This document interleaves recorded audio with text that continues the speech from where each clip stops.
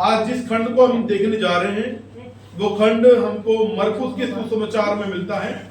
मरकुस का सुसमाचार उसका 10वां अध्याय, और वहां पर यीशु मसीह एक मुख्य विषय को लेकर एक मुख्य बात है जिसको लेकर यहाँ पर यीशु मसीह हमको सिखाना चाह रहे हैं, और जिससे हम सब भी कश्मकश हमारे अंदर रहती है उस बात को लेकर। और जिसमें जैसे यीशु मसीह मत्ती उसके 6वें अध्याय में बोलते हैं भाई एक मनुष्य 2 जन की सेवा नहीं कर सकता है, धन को लेकर बोलते हैं। और यीशु मसीह बोलते हैं यहाँ पर या परमेश्वर की सेवा कर सकते हैं या धन की सेवा कर सकते हैं। यहाँ पर इस खंड के अंदर एक ऐसा व्यक्ति आया है जो बहुत धनवान है, जिसके पास पैसे की कमी नहीं है, लेकिन वो प्रभु के सम्मुख आया एक मुख्य सवाल लेकर, एक वो सवाल जो हर एक व्यक्ति के अंदर होना चाहिए और हर एक व्यक्ति के अंदर आना चाहिए कि भाई हमारे अंदर, हम इंडियन कॉन्टेक्स्ट के अंदर, हमारे इंडियन संदर्भ के अंदर आना चाहिए। इस दुनिया के बाद क्या होगा, क्या होने वाला है दुनिया के बाद? जब हम मर जाएंगे दुनिया से, भाई हम कहीं जाएंगे, क्या होगा, वास्तविकता में क्या होना चाहिए? लेकिन इस व्यक्ति को पता है कि इस दुनिया के बाद अनंत जीवन है। इस व्यक्ति को पता है, ये अमीर है, इसको पता है इस दुनिया के बाद जब कोई मरेगा, जब मैं मरूंगा तो अनंत जीवन है। तो यहाँ पर यीशु मसीह के पास वो आया है, और इस खंड को हम बारी बारी से हम देखेंगे और मेरे साथ निकालें। मरकुस उसका 10वां अध्याय उसका 17वें पद से यहाँ पर हम पढ़ेंगे, और कोई मेहरबानी से बारी बारी करके पढ़े और जहां मैं बोलूं वहां वो रुक जाए। बुलंद आवाज में।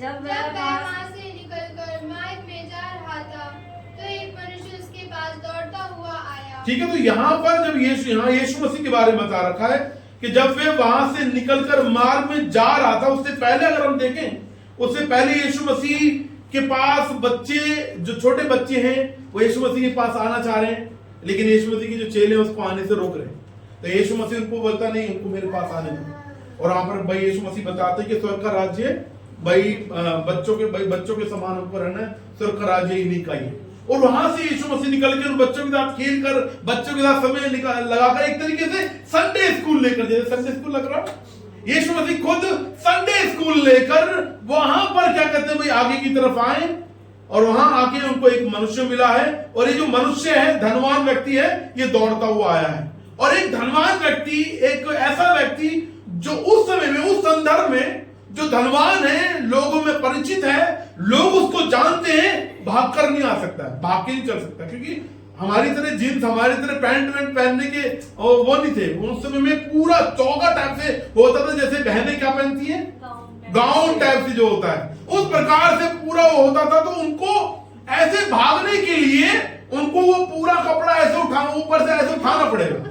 जैसे बहन जैसे अगर भागेगी, अगर गाउन पहन के कैसे भागेगी, है ना, उठाकर भागना पड़ेगा, है ना, क्योंकि भाई वो पैरों के अंदर हिलक सकता है। तो उसको ऐसे कपड़े को ऐसे उठाकर उसको भागना पड़ेगा, और वो ऐसे उठाकर वो भागा है। वो मतलब एक वो वाली बात है कि भी क्या कर रहा है, दिमाग से ठीक है नहीं है, कुछ इस प्रकार से। लेकिन उसने इस प्रकार की बात का कोई कदर नहीं करा, लोग क्या सोचेंगे इस बात के बारे में उसने कोई सोचा नहीं। लेकिन ये दौड़ता हुआ ये यीशु मसीह के पास में आया है, और यहाँ पर आकर क्या लिखा है, यहाँ पर और उसके आगे घुटने टेककर इससे पूछा। तो यहाँ पर ना सिर्फ इसने अपने चौगे को, जो उसका कपड़ा था, उसको उठाकर भागता हुआ आया है, वरन वो पब्लिकली यीशु मसीह के चेले और जो लोग हैं आसपास में, उनके सामने ही वो घुटने टेककर यीशु मसीह के चरणों में वो आ गया है।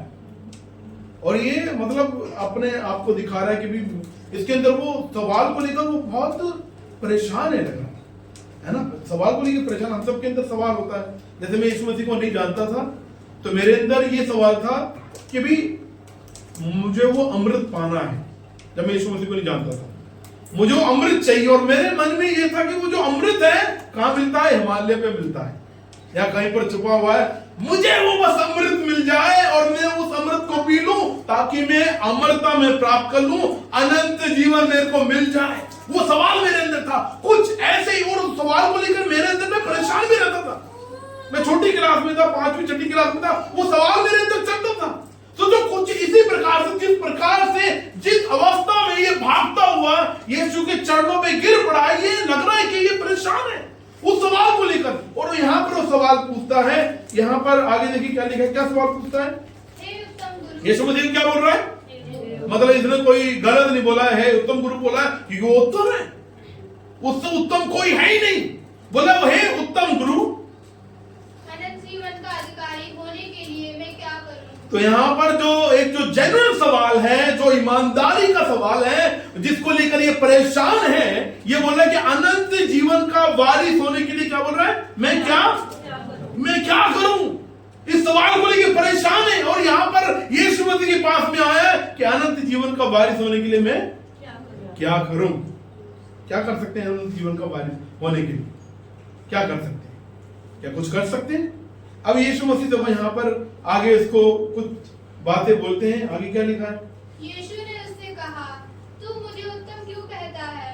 कोई उत्तम नहीं, केवल एक अर्थात परमेश्वर। देखिए यहाँ पर समझने वाली बात है, क्या यीशु मसीह परमेश्वर नहीं है? क्या यीशु मसीह परमेश्वर नहीं है? यीशु मसीह परमेश्वर है। क्या यीशु मसीह उत्तम नहीं है? वो यीशु मसीह उत्तम है। क्या यीशु मसीह गुरुओं के गुरु नहीं है? यीशु मसीह गुरुओं के गुरु है यहाँ पर। लेकिन सोचो वो जो इंसान के रूप में है, वो जो इंसान के रूप में है, वो यहाँ पर सोचो कितने दीन बन वो है। लेकिन वो बोल रहे हैं, वो इस बात को बता रहे हैं क्योंकि वो 100% 100% इंसान है और 100% परमेश्वर है।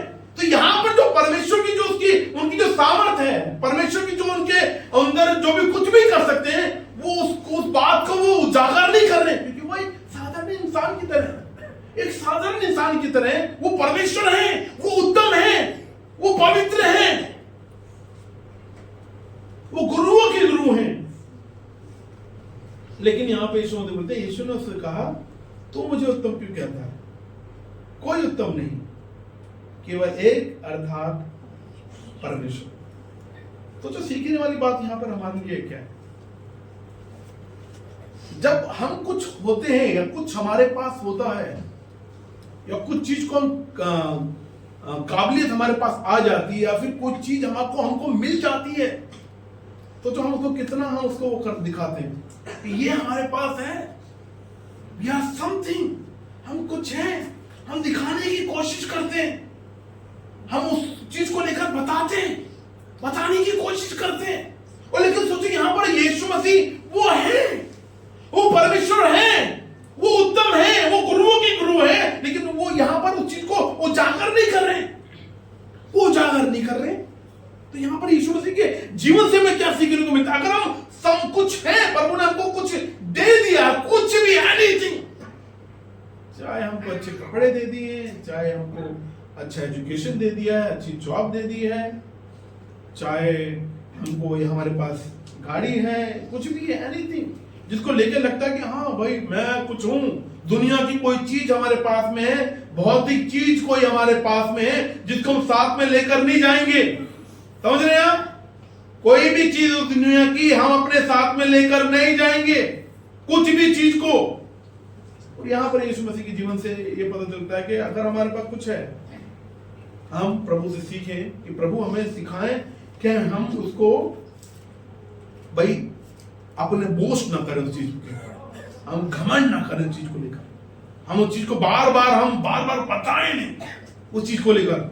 वरना दीनता से तेरे जैसे तू यहाँ पे सिखा रहा है वैसे रहे, काम रहे, किसी को पता ना चले कुछ है, बाद में पता चल जाए तो ठीक है। अपनी तरफ से हम उस चीज को लेकर भाई घमंड के साथ हम बताएं ना। और यहाँ पर देखो यीशु मसीह उसको कुछ बताते हैं। 19 में क्या लिखा है? तू आज्ञाओं को तो जानता है, हत्या ना करना, व्यभिचार ना करना, चोरी ना करना, झूठी गवाही ना देना, छल ना करना, अपने पिता और अपनी माता का आदर करना। ठीक है, तो ये जो बातें हैं ये बाहर से करने वाली चीजें हैं, और ये जो आज्ञाएं हैं, ये आज्ञाएं मतलब पुराने नियम के अंदर जब उनको मानने वाला व्यक्ति एक धर्मी व्यक्ति है, भाई लोगों के मानने के अनुसार ये भैया व्यक्ति अनंत जीवन के अंदर जाएगा। और ये बात सिर्फ इन यहूदियों के अंदर नहीं थी, ये बात अगर हम आगे देखें तो चेले भी सरप्राइज कर रहे हैं, आश्चर्य कर रहे हैं। और देखो यहाँ पर ये व्यक्ति क्या कहता है? उसने उससे कहा, हे गुरु, इन सबको तो मैं लड़कपन से मानता आया हूँ। ठीक है, तो ये बोल रहा है कि भाई यीशु मसीह जो आपने यहाँ पर जो बताई है, हत्या ना करना, व्यभिचार ना करना, चोरी ना करना, झूठी गवाही ना देना, किसी के साथ छल ना करना, अपने माता पिता का आदर करना, इन सबको तो मैं छोटी उम्र से मानता हुआ आया हूं। छोटी उम्र से मैं क्या करता हुआ आया हूं? मानता हुआ आया हूं। अब देखो यीशु मसीह का रिएक्शन देखें क्या हुआ है। यीशु मसीह का रिएक्शन आगे देखें, आगे क्या लिखा है 21 में। यीशु ने क्या करी, उसकी तरफ क्या करी है? यीशु ने उसकी तरफ देखा, यीशु ने आई कांटेक्ट किया, उसकी तरफ देखा और देखकर क्या करा? उसको क्या करा? यीशु ने उसको क्या करा है? उसको देखा और देखकर क्या करा? उसको प्रेम करा है। मतलब उसके अंदर का हाल वो जानता है यीशु मसीह। हम बाहर से अपने आप को कितना भी दिखा लें कि हम भाई प्रभु के बहुत करीब हैं, हम कितना भी दिखा लें कि हम कैसे भी हैं, लेकिन प्रभु हमको देखकर पहचानता है कि हमारे अंदर का हाल है कैसा, हमारा रिश्ता उसके साथ में है कैसा, हम कितना उसके करीब हैं वो जानता है। वो जानता है कि हम उससे हम प्रार्थना में कितना समय बिताते हैं, वो जानता है। वो जानता है कि कौन से पाप से हम स्ट्रगल कर रहे हैं, कौन सा पाप है जो हमारे अंदर बार बार आकर हमें उससे दूर करने की कोशिश करता है, वो जानता है। वो सबको जानता है, हमारे मन के हाल को जानता है क्योंकि वो हमारे मन को बनाने वाला है।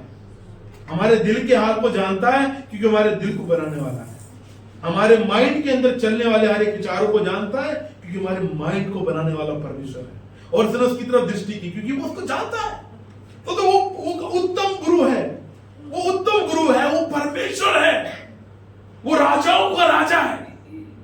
वो यहां पर बोल सकता था, यहां पर ईश्वर यहां बोल सकते थे, तेरे बारे में अगर अच्छे से कोई जानता ना, मेरे से अच्छा कोई नहीं जानता। यीशु मसीह इस प्रकार से बोल सकते, वो बोल सकते देख उस टाइम पर तूने व्यभिचार किया था, तू बोल रहा है व्यभिचार की बातें, व्यभिचार नहीं करता।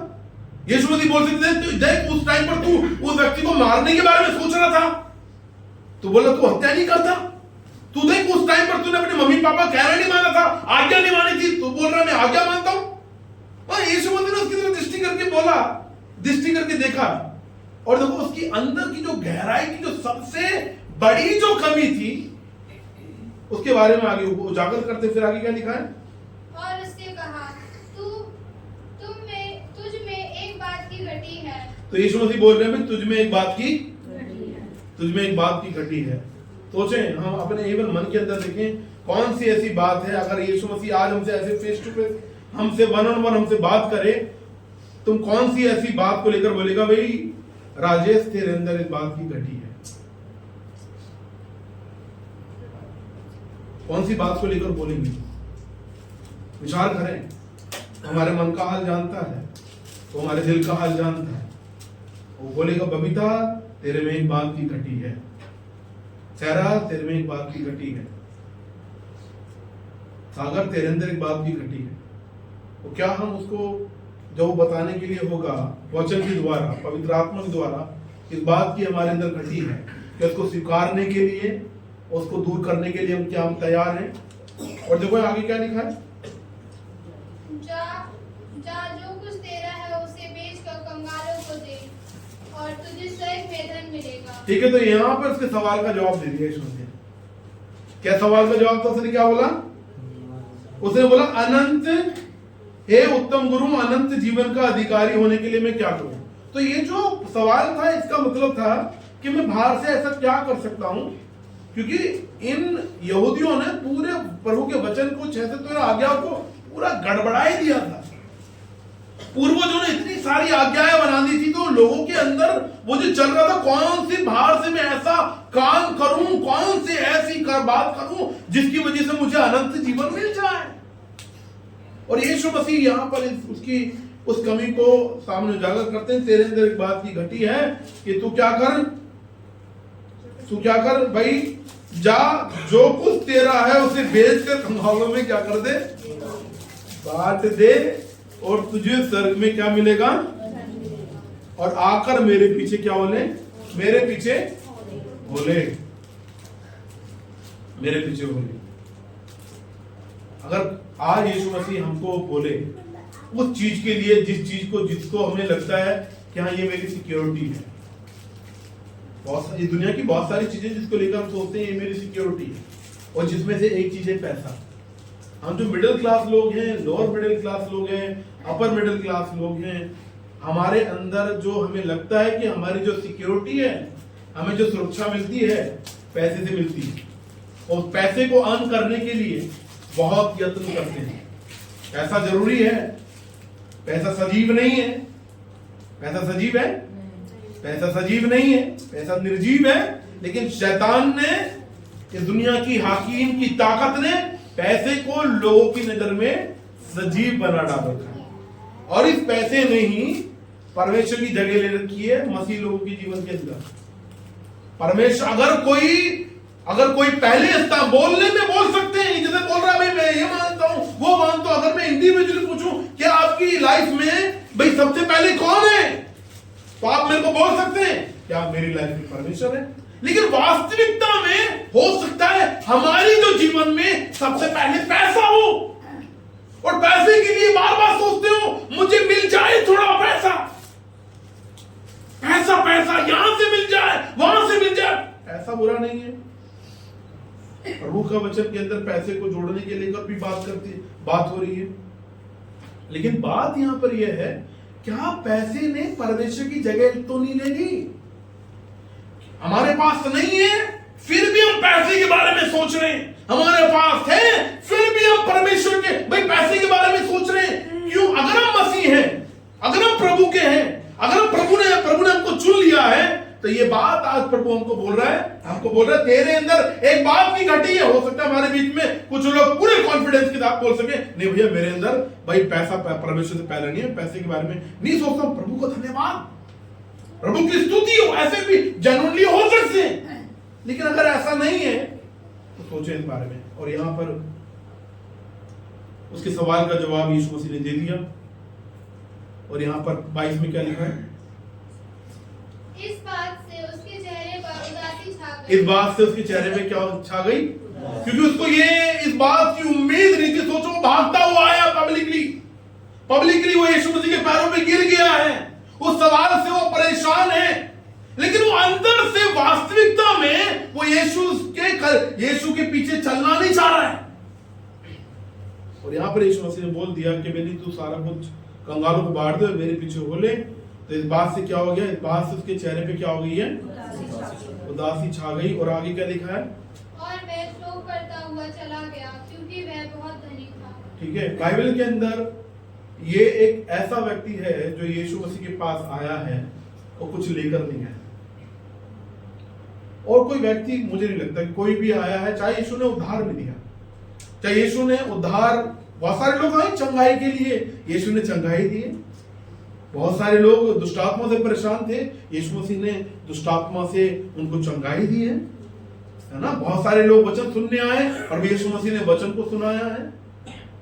लेकिन यहां पर ये व्यक्ति है, यीशु के पास आया, ये धनवान व्यक्ति है, लेकिन यीशु मसीह के पास आया है और खाली हाथ और उदास गया है। क्योंकि यीशु मसीह ने उसके अंदर के हाल को, अंदर की जो कमी को उसके सामने उजागर कर दिया। उसको वो छोड़ना नहीं चाह रहा है, अब देखिए यहां पर क्या हुआ। ये चला गया है, यीशु मसीह को छोड़ के चला गया है, उसके सवाल का जवाब मिल गया है। अब 23 में देखो क्या लिखा है। यीशु ने चारों ओर देखकर अपने चेलों से कहा, धनवानों का परमेश्वर के राज में प्रवेश करना कैसा कठिन है। क्या इसका मतलब यह है? देखो आगे क्या 24 में क्या लिखा है। चेले उसकी बातों से अचंभित हुए। इस पर यीशु ने फिर उससे कहा, हे बालकों, जो धन पर भरोसा रखते हैं उनके लिए परमेश्वर के राज में प्रवेश करना कैसा कठिन है। परमेश्वर के राज में धनवान के प्रवेश करने से ऊंट का सुई के नाके में से निकल जाना सहज है। इसका मतलब देखो यहाँ पर यीशु मसीह बोल रहे हैं धनवान का परमेश्वर के राज्य में प्रवेश करना कठिन है। फिर यहाँ पर बोलते हैं, हे बालकों, जो धन पर भरोसा रखता है उनके लिए परमेश्वर के राज्य में प्रवेश करना कैसा कठिन है। दोबारा इस बात को दोहरा रहे हैं। फिर बोलते हैं, परमेश्वर के राज्य में धनवान के प्रवेश करने से ऊंट का सुई के नाके में से निकल जाना सहज है। इसका मतलब ऐसा लग रहा है कि अमीर लोग तो इम्पॉसिबल है, कोई चारा ही नहीं है कि अमीर लोग अनंत जीवन को प्राप्त करें। क्योंकि एक सुई का नाका समझ रहे हैं ना, कुछ लोग अलग अलग इस खंड को लेकर इंटरप्रेट करते हैं, बोलते हैं सुई का नाका। कुछ लोग बोलते हैं कि भी ये सुई है, वास्तविक सुई है, और इस सुई के अंदर से जैसे ये सुई एक छोटी से छोटी सुई कितना बड़ा उसका वो होगा, होल कितना होगा, क्या उसके अंदर से ऊंट निकल सकता है? नहीं निकल सकता। इसका मतलब से नामुमकिन है ना। तो यहां पर जो खंड जो बोल रहा है, यीशु मसीह जो बोल रहे हैं, सुई का नाके की जो बात कर रहे हैं, ऊंट का सुई के नाक का जो है एक ऐसा छोटा द्वार, एक ऐसा छोटे द्वार को वहां पर एक यरूशलेम में एक छोटा द्वार था, सुई का नाका करके उसमें से मुश्किल से एक व्यक्ति निकल पाता था। तो यहां पर यीशु मसीह बोलना चाह रहे हैं उस छोटे द्वार में से मुश्किल कोशिश कर करके एक ऊंट बड़ी मुश्किल से निकल सकता है। मतलब मुश्किल है लेकिन नामुमकिन नहीं है। क्या प्रभु यीशु मसीह अमीर लोगों को चुन नहीं रहे? चुन रहे? क्या प्रभु यीशु मसीह का अनुग्रह सिर्फ गरीब लोगों पर है? नहीं, यीशु मसीह अमीर गरीब जात ये देखकर नहीं चुनते। यीशु मसीह, सोचो, मैं अपने बारे में, मैं अभी भी जब भी मैं सोचता हूं, मैं सोचता हूं कि मेरा तो कोई इंटरेस्ट ही नहीं था यीशु मसीह को लेकर। मैं तो यीशु मसीह को जानना ही नहीं चाह रहा था। मेरा कोई इंटरेस्ट था ही नहीं कि मैं यीशु मसीह को जानूं।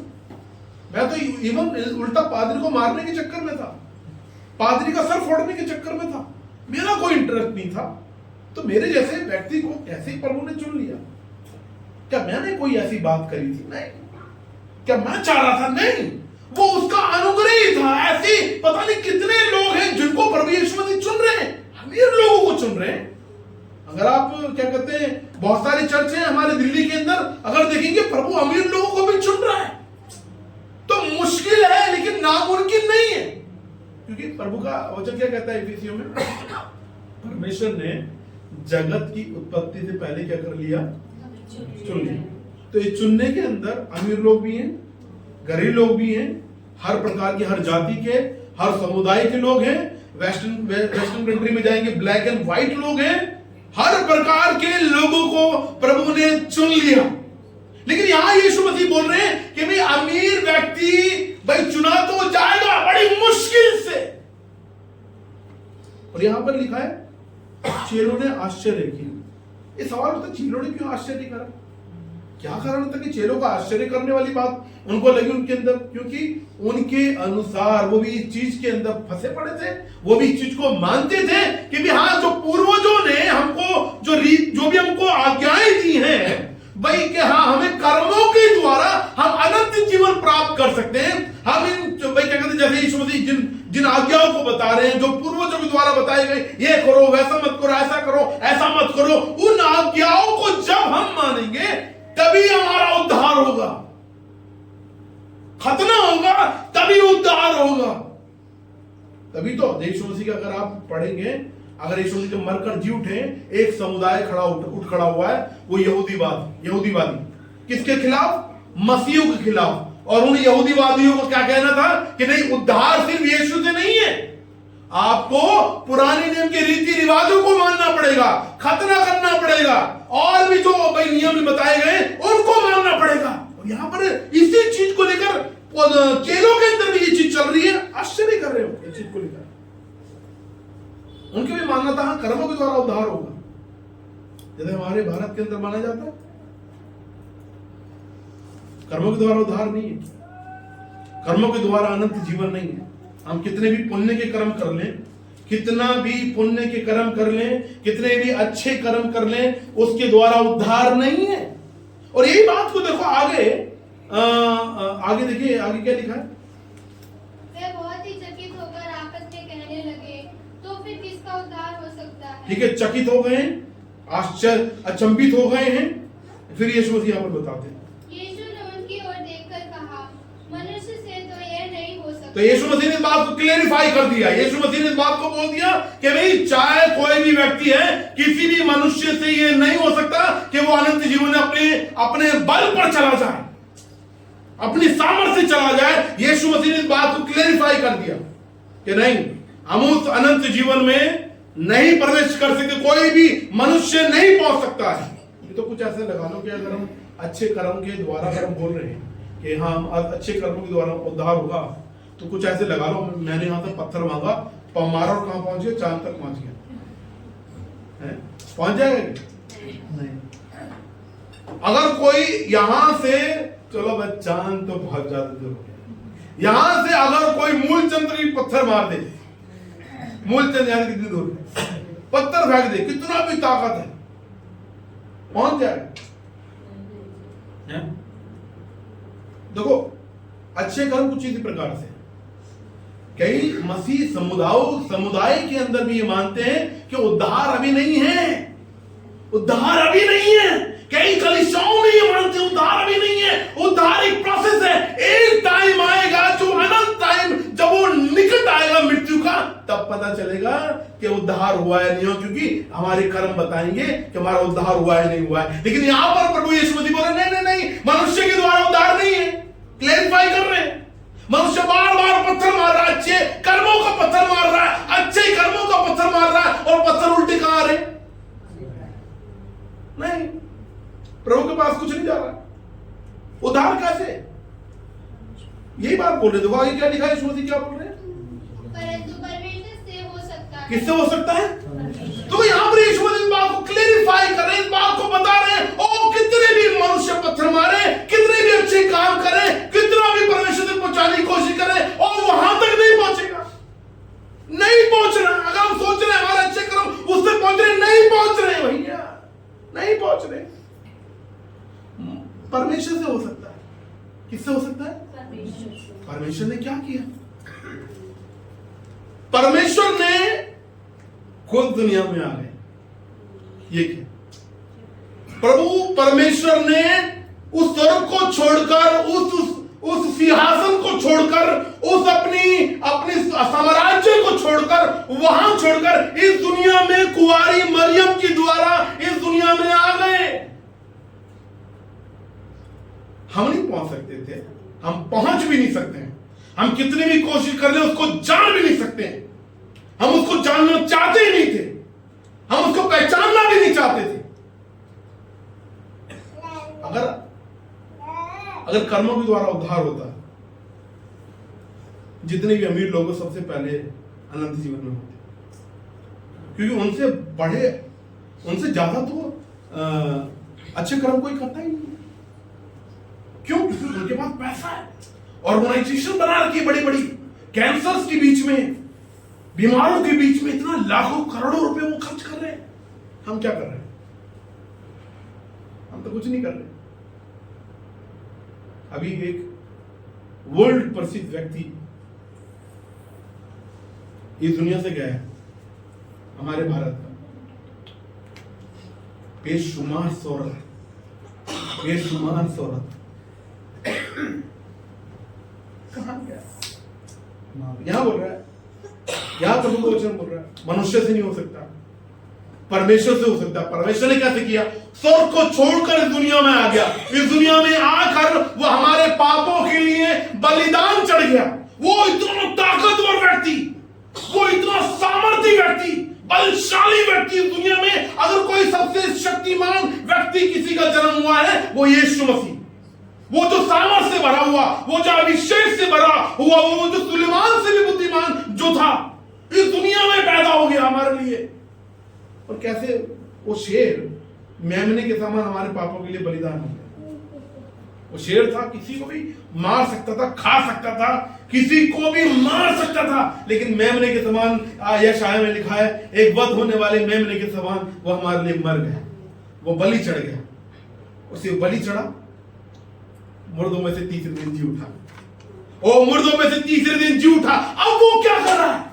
हम उस तक नहीं पहुंच सकते, हम उस तक नहीं जा सकते, कोई भी व्यक्ति उस तक नहीं जा सकता, कोई भी उसको जानना नहीं चाहता। वो क्या कर रहा है? चुन रहा है, चुन रहा है, अमीरों को चुन रहा है, गरीबों को चुन रहा है, भिखारियों को चुन रहा है, जो झोपड़ी में रह रहे हैं उनको चुन रहा है, जो किराए पे रह रहे हैं उनको चुन रहा है, जो अपने घर में रह रहे हैं उनको चुन रहा है। ओ जो भाई काले हैं, गोरे हैं, किसी भी जाति के, उनको वो धीरे धीरे चुनता जा रहा है, ओ चुनता जा रहा है। हम नहीं चुन रहे उसको, वही हमको चुन रहा है। वो यही बात बोल रहा है कि हम मनुष्य से नहीं हो सकता। प्रभु का धन्यवाद करें कि उसने हमको चुन लिया। उसने हमको चुन लिया, उस अनंत जीवन के लिए चुन लिया। जो सवाल लेकर यहाँ पर वो अमीर व्यक्ति है, उसने हमको चुन लिया। अगर आप में से कोई यहाँ पर ऐसा बैठा है जिसको लगता है कि ओ प्रभु ने मेरे को उस अनंत जीवन के लिए नहीं चुना है, गिड़गिड़ा के प्रार्थना करें, रो रो के प्रार्थना करें, क्योंकि अभी नहीं तो कभी नहीं। अगर नहीं चुना, नरक संभव है, नरक से कोई बचा नहीं सकता। और बाइबल में लिखा है कि कोई भी नरक से स्वर्ग में नहीं आ सकता और कोई भी स्वर्ग से नरक में नहीं जा सकता। और यहाँ पर और से आगे देखें तो यहाँ पर एक बड़ी बात, ऑर्डर की बात कर रहे हैं यहाँ पर यीशु मसीह। यहाँ पर ऑर्डर की बात कर रहे हैं। देखो पतरस बड़ा इंटरेस्टिंग कैरेक्टर है, वो कुछ ऐसा, वो ऐसा कैरेक्टर है कि जिसको हमेशा लोग आगे, मुझे लगता है कि इसको ना सारे चेले बोलते हैं पूछ लेना, अरे ये सवाल पूछ लेना, ये सवाल पूछ लेना। तो पतरस बेचारा ऐसा है कि उससे कुछ बोला गया और यहाँ पर पतरस एक सवाल पूछता है। 28 में देखो, 28 में क्या लिखा है? पतरस उससे कहने लगा, देख हम तो सब कुछ छोड़कर तेरे पीछे हो लिए हैं। हाँ तो देखो यहाँ पर ये सवाल किसका है? इसके इंडिविजुअल सवाल नहीं है, व्यक्तिगत सवाल नहीं है, ये सबका सवाल है कि भी हम तो सब कुछ छोड़कर तेरे पीछे हो लिए। हाँ देखो, यीशु ने कहा, मैं तुमसे सच कहता हूँ कि ऐसा कोई नहीं जिसने मेरे और सुसमाचार के लिए घर या भाइयों बहनों या माता पिता या बाल बच्चों या खेतों को छोड़ दिया हो और अब इस समय 100 गुना ना पाए घरों और भाई और बहनों, माताओं और बाल बच्चों और खेतों को पर सताव के साथ और परलोक में अनंत जीवन। पर बहुत से जो पहले हैं पिछले होंगे और जो पिछले हैं वे पहले होंगे। तो यहाँ बताना, यहाँ पे क्या बता रहा है कि प्रभु ने चुन लिया, उनकी आंखें खुल गई और उनको पता चल गया कि हमारी लाइफ में सबसे पहले यदि कोई होना वो कौन है? परमेश्वर। ना तो यहाँ बोल रहा है कि ना तो बच्चे होने, ना माता पिता होने, ना पति होना है, ना पत्नी होनी है, ना ही भाई खेत होने हैं, ना जॉब होना है, ना दुनिया की कोई भी चीज होनी है। यदि हमारे जीवन में सबसे पहले यदि कोई होना है वो कौन है? परमेश्वर।